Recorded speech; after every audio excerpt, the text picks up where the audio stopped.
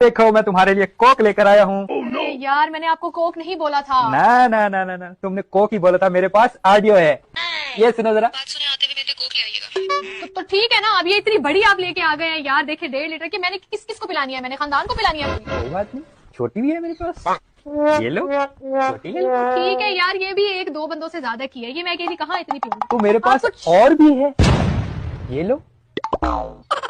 लेकिन जो मजा 3 पैक में पीने का है ना, बिल्कुल भी नहीं। मेरे पास 3 पैक भी है, ये लो।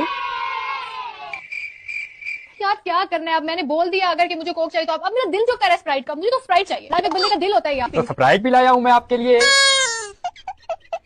हाँ तो इतनी बड़ी लेके आ गए, बात तो वही होगी। छोटी भी है मेरे पास, छोटी भी है।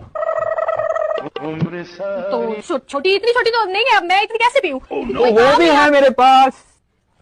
हाँ तो लेकिन मुझे 3 पैक पीना पसंद है 3 ना। पैक भी है मेरे पास, ये लो पकड़ो। असल में बात पता है क्या है?